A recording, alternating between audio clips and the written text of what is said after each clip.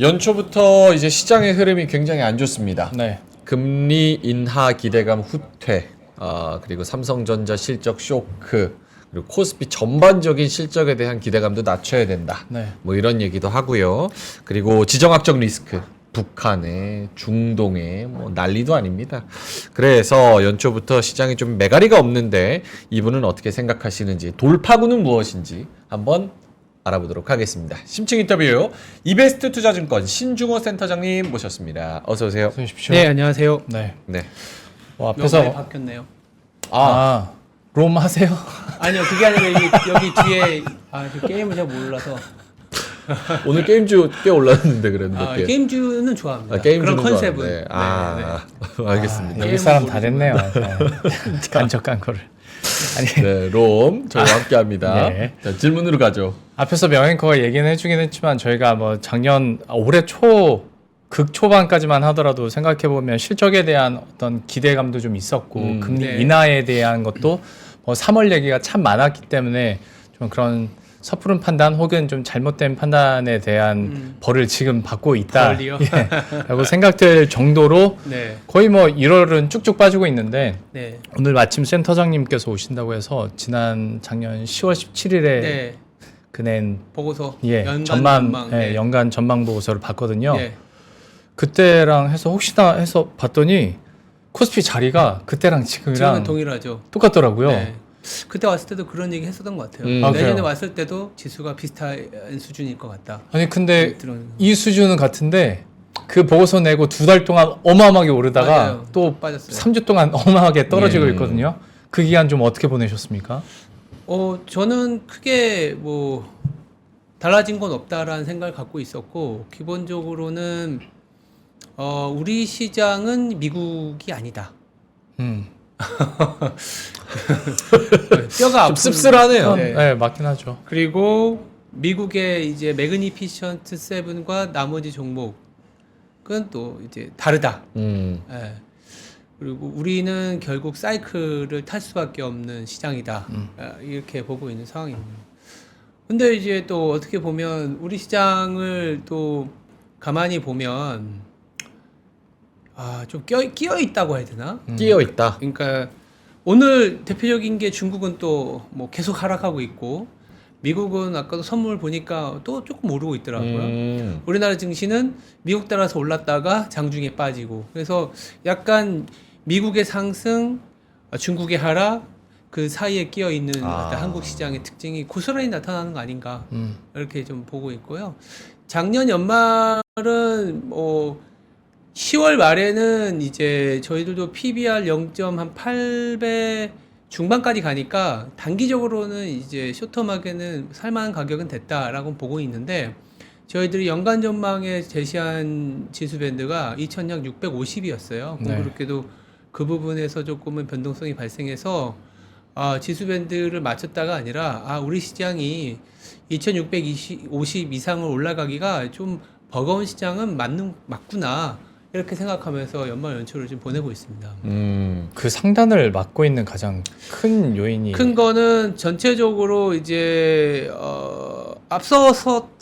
앞서갔던 이제 기대의 어떤 되돌림이죠. 앞서갔던 기대의 되돌림은 이제 금리 인하에 대한 베팅 그리고 이제 실적에 대한 베팅 이런 부분인데 금리 인하에 대한 베팅은 뭐 미국도 있었잖아 하면은 미국의 이제 매그니피션트 세븐 내지는 최근에 좋은 AI를 빼고 나머지들은 사실은 못 움직이고 있다는 자체에 우리나라는 거기에 비교를 해야 된다고 보고 있고 물론 우리나라 시장에서 종목을 발굴하는 건 좀 다른 부분이지만 우리 전체 지수를 봤을 때는 금리 인하에 대한 기대가 거의 3월에 거의 80에서 90, 70%인가요? 넘었었지 않습니까?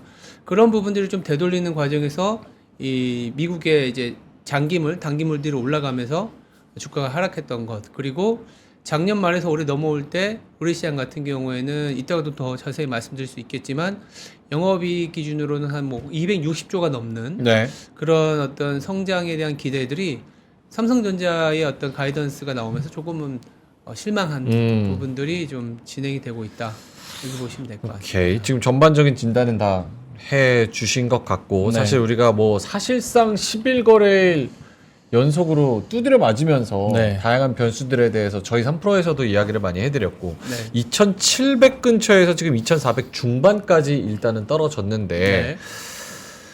어떻게 얻어 맞을 거는 지금 다 반영돼서 얻어 맞았다라고 생각을 해야 될까요? 딱 중간인 것 같아요. 딱 중간. 중간이니까 뭐냐면 공교롭게도 삼성전자를 보면 한 PBR로 딱 그 중간 1.4배 정도 되더라고요. 그리고 그러니까 시스템 리스크나 우리가 막 뭐랄까요? 큰 문제가 발생하지 않는 이상 삼성전자가 고점에서 10% 조정 나오면 일단 삼성전자는 사놓고 봐야 되는 가격인 건 맞는 것 같아요. 오. 근데 이제 문제는 뭐냐면 삼성전자 기준으로 다시 종고점을 뚫고 넘어갈 수 있는 시장의 체질적인 부분이냐 아니면 좀 시간이 필요한 상황이냐라고 했을 때는 좀 시간이 필요한 것 같다. 그래서 시장은 우리나라 지수는 위로 아래로 딱 5%의 어떤 가두리 장세? 여기서 만약에 2,400을 다시 깨고 내려간다? 그럼 또 좀 사야 되는 가격일 것 사면 같고 된다. 그리고 오히려 2,500 중반 넘어서 2,600까지 좀 다시 트라이 한다? 그럼 또 약간 좀 비중을 줄여야 되고 이런 시장일 것 같아요. 그럼 그래서, 지금 2400 언더도 시나리오로는 좀 열어놔야 될 가능성도 있는 거예요? 이 가능성은 있죠. 오. 충분히 있을 수 있습니다. 그래서 고점에서 10% 조정이면은 2,400인데 우리나라 통상적으로 2010년 이후에 주가를 보면 금리 인상 사이클 때는 15% 이상의 급락 구간도 왕왕 있었는데 금리를 동결하거나 내릴 때는 한 10에서 15%의 주가의 이 낙폭은 있었어요. 그때가 어떠한 뭐 상황이 여러 가지 상황이 있을 수 있지만 뭐 그냥 MDD라 그래서 최대 낙폭률 같은 경우 보시면 10에서 15% 그래서 10% 정도에서 언더슈팅이 나오면 한 15%인데 그랬을 때는 한 2,400을 다시 또 깨고 내려갈 수 있는 상황은 언제든지 발생할 수 있다. 라고 저는 보고 있는 상황입니다. 그래서 지금 가격에서는 종목을 잘 사야 되는 상황이건 맞는데 오히려 지수 베팅을 할 거면 2,400을 깨진 상황에서 하는 게 나은 것 같고 지금은 뭐 지수가 지금부터 바닥 잡고 막 올라가는 장이다 이렇게 보기에는 조금 아쉬운 부분들이 있죠. 몇 가지 조건들이 필요할 것 같아요. 그 지수 측면에서는 이제 이해가 갔는데 어떤 산업을 산다고 생각했을 때 사실 뭐 지수야 미국이나 일본이랑 디커플링 될 수 있죠. 근데 전체적인 흐름들을 봤을 때 반도체가 답이라는 건 미국이나 일본 증시를 최근에 보면 봐도. 보인단 말이죠. 거기에 우리는 전혀 못하는 게 우리는 못 탔으니까 그래서 밸류 매력이 높아졌으니까 사도 돼인 건지 아니면 야, 이런 데서도 우리나라 반도체만 이렇게 소외될 정도면 매력이 그만큼 없다는 거야. 다 이유가 라고, 있다. 예, 판단을 해야 되는 건지 좀 어느 쪽이세요? 아니 우리나라 기업에서 미국의 상승에 부합되는 종목들은 지금 미국보다 더 많이 올라갔어요. 우리나라 기업들 중에 미국의 상승에 부합되지 않은 종목들이 많기 때문에 못 오른 거죠. 이를테면 그 기업들을 면면히 볼 수는 없지만 하다못해 엔비디아는 PER이 25배, 26배인데 엔비디아 관련주 우리나라 주가 몇 배인지 아실 거잖아요. 뭐 반도체라든지 많이 올랐어요. 그래서 반영을 안 한 건 아닌데 근데 문제는 뭐냐면 그런 기업들이 갖고 있는 시장 그 기업의 크기 이런 부분들이 미국에서의 위치하고 좀 다르다라는 거. 그러면 하이닉스도 있고 삼성전자도 있지 않느냐? 하이닉스는 그만큼 또 치고 나가고 있잖아요. 네. 근데 이제 삼성전자는 그런 이제 우리가 흔히 얘기하는 고그로스, 하이그로스와 관련된 부분의 비중은 작고 범용 메모리라든지 기타의 어떤 수요가 드리븐 돼야지 올라올 수 있는 어떤 그런 제품들의 가격까지 봐야 되는 거 아닌가 이런 부분인 거죠. 그래서 실질적으로 미국의 어떤 붙어가는 업종이나 종목들은 작년 하반기부터 지금까지 미국에 못지않게 많이 올랐을걸요. 그럼 이미 벌써 우리가 좋다, 미국과 따라간다, 그리고 뭔가 실체가 있다 라는 부분으로 긍정적으로 생각하는 애들은 이미 벌써 선반영에서 많이 올랐고 많이 올라갔죠. 그러면 다른 애들을 바라볼 수 있는 기회의 여지가 있는 거예요? 근데 아니면- 그러려면 저는 이제 조건이 결국 미국이 진짜 실제 액션 금리 인하가 좀 필요하지 않겠냐. 그럼 결국 돌고 돌아 매크로. 네. 왜냐하면 오늘 중국 증시가 좀 하락폭이 깊어졌던 이유는 여러 가지 뭐 조건이 있지만 결국 오늘 금리 동결을 해버렸잖아요. 그 동결에 대한 해석들이 뭐 있겠지만 미국과의 금리 차를 좀 고려 안 할 수 없는 중국의 어떤 자금 상황, 그러니까 그 자본시장의 어떤 자금 유출 압박도 감안했다라고 보면 지금 금리 인하를 해줌으로써 실질적인 자본 비용을 낮춰줘야 수요가 좀 올라올 수 있고 그런 수요가 올라오는 거에 기반해서 조금 일부 업종에만 국한되어 있는 상승이 아니라 뭐 우리나라로 따지면 다른 업종까지 좀 확산이 되면서 시장이 좀 뭐랄까요? 2,400, 2,500의 가두리가 아니라 2,600, 2,700으로 넘어가는 상승장이지 않을까라고 보고 있는 상황입니다. 그러면 센터장님께서는 미국의 금리나 언제 할 거라고 보시는지 애초에 보고서에서 지난 10월부터 7월 얘기 7월 얘기를 했었어요. 네. 그 이유는 뭐 여러 가지 이유가 있지만 물가 수준 같은 경우에는 충분히 내려오긴 하는데 물가 때문에 금리를 내릴 수는 있습니다만 미국 입장에서 특히 연준 입장에서 최근에 그 연준 의원들의 발언을 좀 잘 살펴보면 미국이 무엇을 같이 하고 있냐면 QT를 같이 시행을 하고 있잖아요. 네. QT는 뭐 이제 보시는 분들도 알겠지만 QE 어떻게 보면 반대인 거죠. 그렇죠. 미국 그 국채를 사주면서 유동성을 공급하는 게 어쩌면은 QE인데 반대로 이제 국채를 매각하면서 유동성을 흡수하는 과정이 이제 QT. 근데 이제 뭐냐면 QT를 지금 하고 있어요. 한 960억 달러 정도 하고 있는데 QT를 끝내고 나서 금리를 내리는 게 순서라고 자주 얘기를 하는 거죠. 네. 그럼 그 QT는 언제 끝날 것이며 그 QT에 대한 기준은 무엇으로 갖고 가야 되느냐 이런 얘기들 많이 하거든요. 그래서 제가 뭐 차트 있나요? 여기도 넣어놨는데 네. 좀 어려워서 이거 좀 넣어놨는데 한마디로 얘기하면 뉴욕 연준에서는 한 GDP의 10% 수준이 지급준비금이 필요한 수준이다. 얘기하면 그때 정도 되면 QT, 즉 국채를 매각해서 유동성 흡수하는 거를 멈추겠다라는 기준으로 다들 보고 있어요. 지금 여기에 약간 녹색으로 보이는 게 이제 지급준비금, 미국의 은행들이 연준에 이렇게 파킹해 놓는, 네. 그러니까 언제든지 뽑아서 쓸 수 있는 유동성이 있는데 이게 한 3.2조 달러. 3.2조 달러 정도인데 미국의 GDP를 감안해 보면 28조 정도 되거든요. 10%만 2.8조 달러, 대략 한 4천억에서 5천억 정도 남은 겁니다. 이게 이제 줄어드는 과정까지 끝내고 이제 금리 인하하겠다라는 걸로도 볼 수 있는 거죠. 네. 그럼 굳이 그걸 따져 보면 대략 올해 5월 정도에 이제 QT를 종료할 수 있다. 그래서 어려운 게 아니라 그냥 얘기해 보면 다음 주에 1월 FOMC 있을 거잖아요. 그러면 아마 테이퍼링을 시사하는, 즉 QT의 테이퍼링을 시사하는 정도의 발언이 나오지 않을까? 그러니까 지금은 한 900억 달러 정도 QT 자산을 줄이고 있는데 한 3월 정도부터는 테이퍼링, 즉 한 400억 달러 정도로 줄이고 5월 가서는 좀 QT를 마무리하고 그러면 이제 한 6, 7월 가서 금리를 인하하는 시나리오. 그렇게 보고 있었는데 네. 시장은 정말 드라마틱하게 3월, 5월, 7월 말딱 지금도 보니까 3월은 어젠가로는 50% 이하로 내려갔는데 5월 금리 인하 확률이 아직도 한 85% 되더라고요. 그래서 제가 아까 2,400이 깨질 수 있다. 2,400도 좀 열어놓을 수 있는 근거 중에 하나는 이 5월의 금리 인하에 대한 어떤 기대치를 다시 좀 조정하는 구간이 앞으로 한 1월 말에서 2월은 또 있지 않을까라는 생각에서 말씀을 드리는 거죠. 그러면 네. 제가 이 관련된 먼저 거랑 일단은 네네 말씀하세요. 하나만. 왜냐면 용어 정리를 좀 했으면 좋겠어서. 네. 저 같은 주린이는 금리 인하, 네. QT 네. 이게 같은 거라고 또 생각을 하기도 하고 또 실제로 QT를 테이퍼링해서 종료하는 거랑 금리 인하를 실질적으로 해주는 거랑 어떤 게 실제로 더 임팩트가 있는 건지 뭐가 다른 건지를 모르니까. QT는 실질적으로는 우리가 흔히 얘기하는 QE, QT는 이 전통적인 통화 정책 수단은 아니에요. 우리가 전통적인 통화 정책 수단은 흔히 알고 있는 금리이지 않습니까? 근데 이제 QE는 시중 은행들이 갖고 있는 국채를 이제 지급 준비금, 그러니까 국채도 사실상은 우리는 굉장히 안전자산이라고 보지만 그렇죠.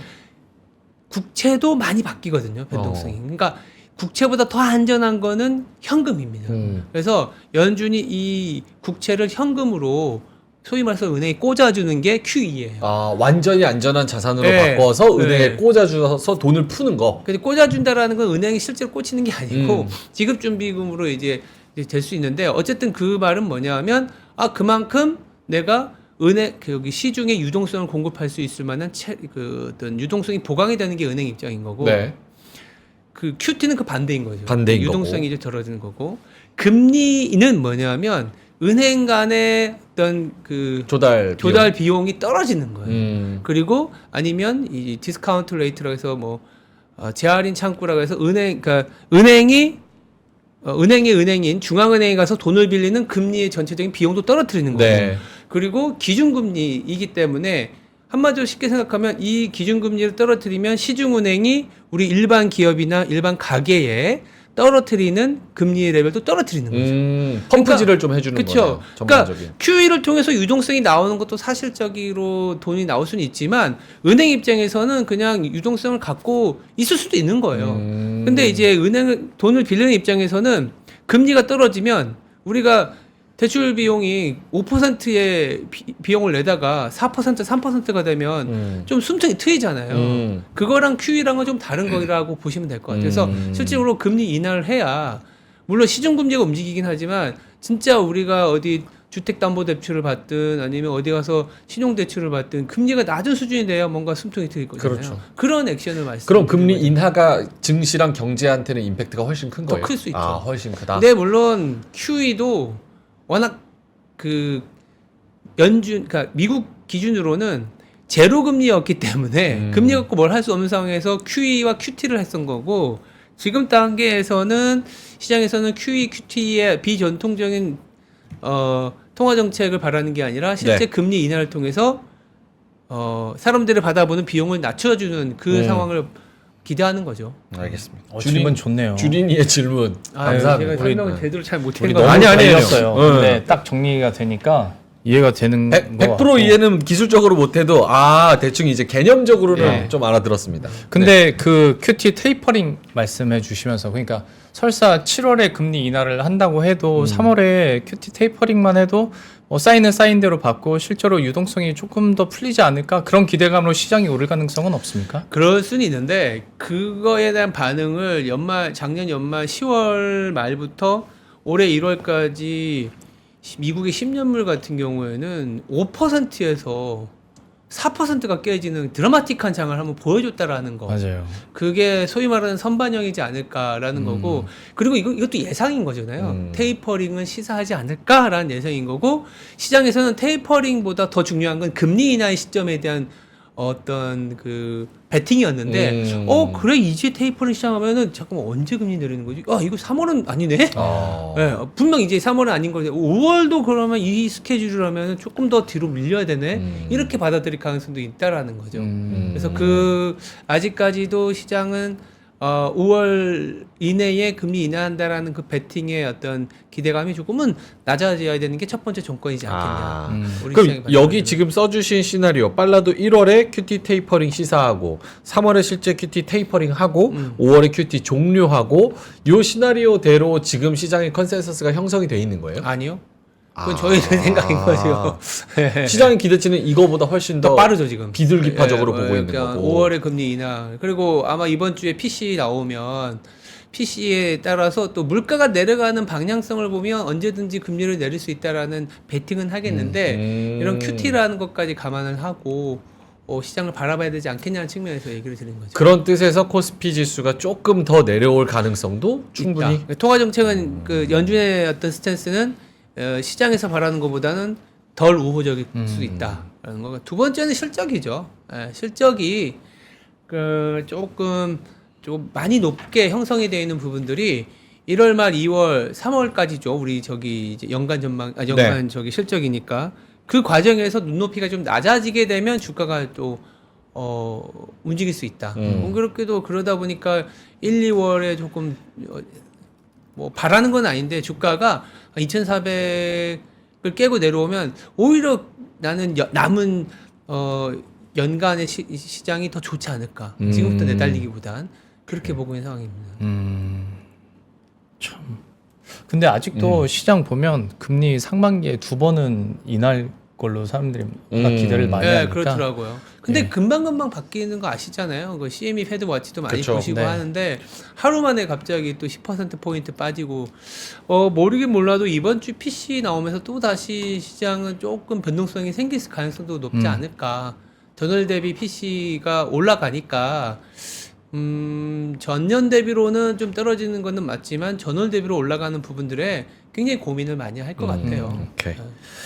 뭐 매크로는 말씀을 해 주셨고 네. 말미에 또 실적 얘기해 주셨으니까 그러니까요. 네, 네. 관련해서 근데 요즘 그 수출 데이터나 이런 쪽이 좀 안 좋아서 특히 나온 것 중에 하나가 그 6대 산업 중에 수출 규모가 아무래도 당연히 반도체가 큰데 2018년이랑 2022년 비교했을 때 어디가 많이 줄었나 보니까 이게 다 첨단 산업이고 다 미래 산업이고 그러니까 2차 전지, 반도체, 로봇 크게 줄었더라고요.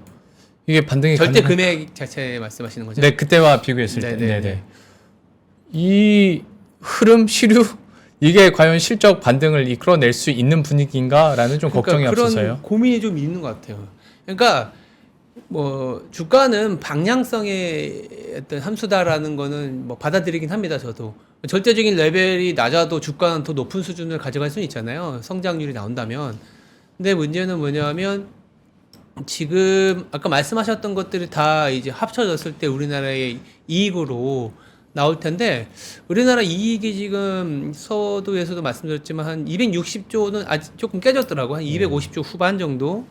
이 수준이 어느 수준이냐면 우리가 수출이 정말 잘 됐을 때 우리가 2021년에 한 월 평균 600억 달러 정도 벌어들였을 때 그때 코스피의 영업이익이 한 210조 정도 됐거든요.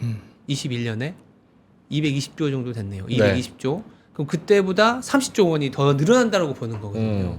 그러니까 작년 2023년에 150조, 160조 언저리보다는 분명히 늘어나는 건 사실이지만 네. 이미 주가는 그걸 받아들였던 거고 문제는 뭐냐면 수출 금액이 지금 2021년보다도 안 되는 수준인데 과연 정말 올해 260조에 가까운 실적이 나올까?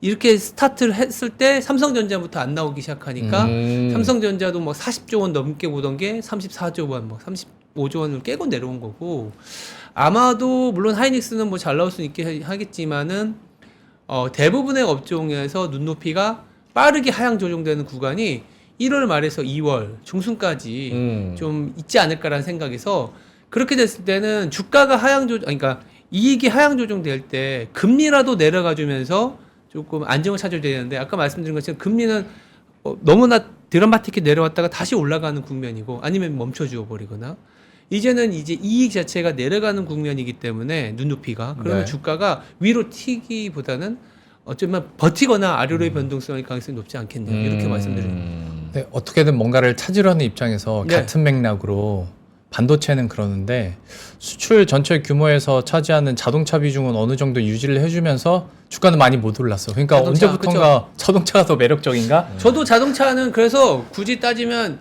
지금 시장에서 움직이는 거와 반대인 내용이긴 한데 반도체는 좋긴 좋은데 한 반도체 지금 가격보다 오히려 하반기에 보자라는 얘기를 드리고 있고 상반기는 좀 자동차가 좋아 보인다 이런 얘기를 좀 드리고 있어요. 자동차가 동일하게 다른 업종들하고 비슷하게 이익이 작년에 사상 최고치 찍었고 올해는 아마도 작년보다 못할 가능성이 농후해 보이지만 자동차 같은 경우에는 뭐 소위 말하는 피크아웃 논리를 이미 많이 받았고 그리고 연초 위에 사실 또 많이 소외되어 있었고 좀 약간 방어적인 개념으로 자동차가 그래도 좀 버텨주지 않을까 정도? 예, 그렇게 보고 있는 상황이죠. 희한하게 저만 그런지 모르겠는데 네. 자동차면 좋다고 해도 막 핫한 업종 느낌은 사실 안 들거든요. 저는 자동차가 4분기 실적 나오고 4분기가 아마 좀 비용이라든지 예상보다 안 나올 가능성이 높거든요. 지금보다는 이 BOJ 끝나고 내일 이제 일본은행의 통화 정책에서 아마 좀 비둘기 파징 스탠스를 더 내비치기 때문에 자동차가 조금 더 변동성이 생길 수 있고 그리고 현대차 기아차의 4분기 실적이 나오고 나서 그때 진입하면 조금은 자동차가 한 2월, 3월은 얘도 좀 있었네 이런 느낌을 받지 않을까. 그 한 가지 원인 중에 하나는 첫 번째는 실적이나 밸류에이션적인 매력은 다들 아실 거고 두 번째는 아이러니하게 허츠가 한번 보여줬던 네. 내연기관에 대한 수요가 상대적으로 전기차 대비해서 나쁘진 않네. 그러면 이제 전기차가 막 그 치고 나갔을 때 현대차 그룹이 물론 열심히 삼성 그 전기차 비즈니스의 비중을 높이고는 있지만 내연기관이 갖고 있었던 어떤 디밸류되어 있었던 부분들이 생각보다 나쁘지 않다. 현금 흐름 괜찮다.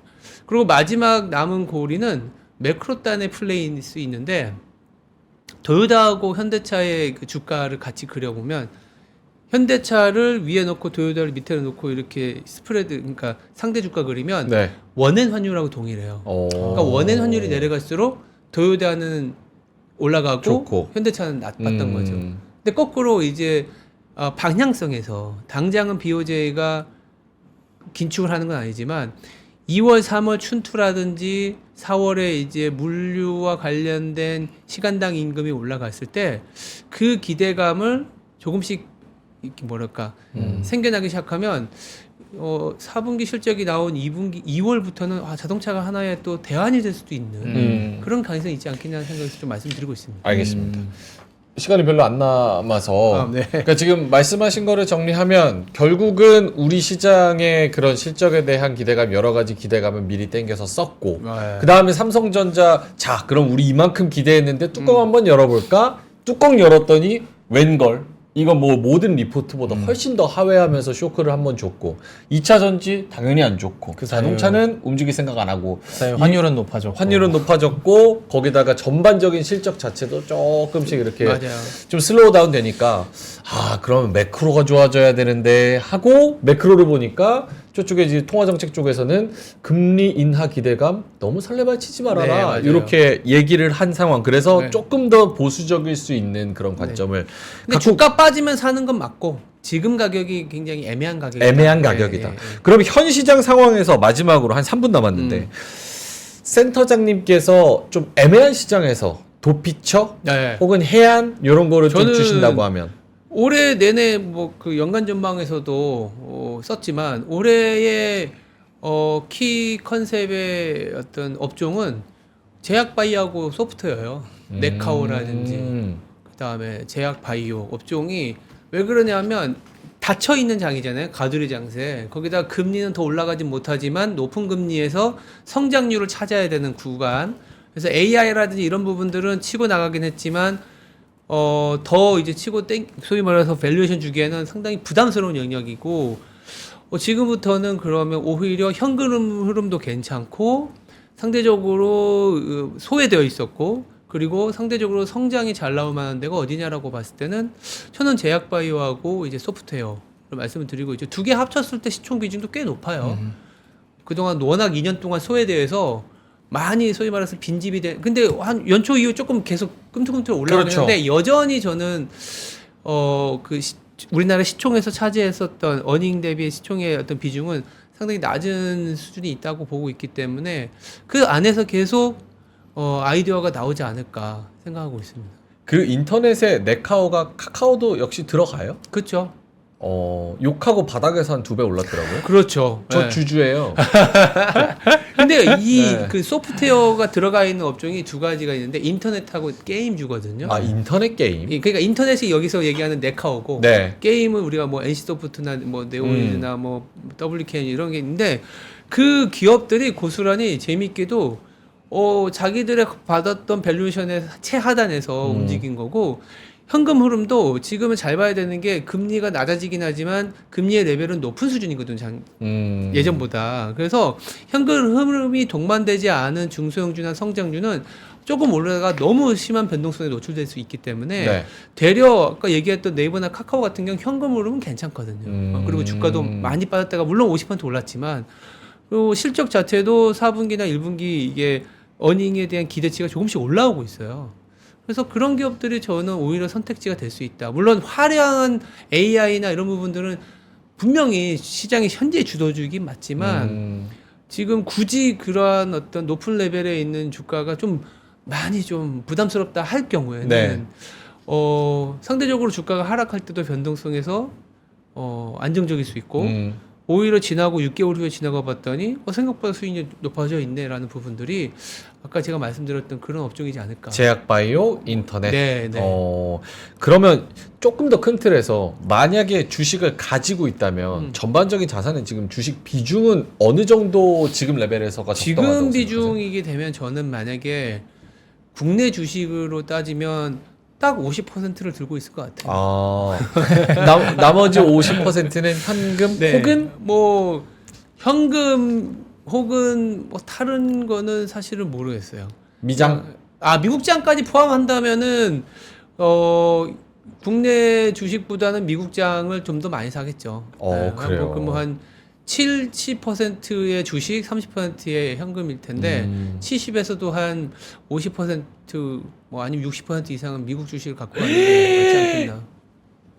왜냐하면 미국하고 우리나라하고 중국이 조금 짧은 시간이지만 간단하게 말씀드리면 10년 전에도 미국은 날아가고 우리나라는 박스권이고 중국은 계속 하락했어요. 네. 지금도 동일하게 데자부가 되는 게 뭐냐면 동일한 원인은 아니지만 레버리지를 다시 일으킬 수 있을 만큼의 민간의 체력이 있는 나라냐 없는 나라냐거든요. 미국은 가계와 기업이 GDP 대비 부채가 70%대예요.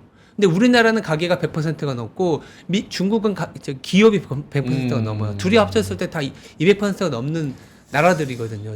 그래서 금리를 조금 낮춰준다고 했을 때 다시 생산성 있는 쪽에 투자할 수 있는 나라가 어디냐라고 했을 때 이제 미국이 날아가는 거고 우리나라는 계속 디레버리징을 해야 되고 중국도 마찬가지예요. 그러다 보니까 우리나라에 투자하기보다는 미국 쪽에 투자하는 게 맞다라고 보는 거죠. 이렇게 움직이더라도 변동성을 보이더라도 이렇게 변동성을 보이는 거 우리는 그 안에서 계속 박스 P일 가능성이 높다라고 말씀드리고 있습니다. 열심히 국장 얘기 한참 했는데 전체 비중 봤을 때는 국장 20%, 미국 주식 한 50%, 나머지 네. 현금 30%. 그렇죠. 네, 그렇게 보죠. 진짜 우프죠. 우프인데 현실이니까. 현실이니까.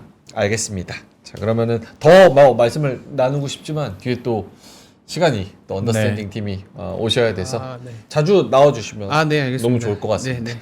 자, 심층 인터뷰 오늘도 너무나 좋은 인사이트를 주신 우리 신중호 센터장님은 여기서 보내드리겠습니다. 이베스트 투자증권 신중호 센터장님이었습니다. 고맙습니다. 네, 감사합니다.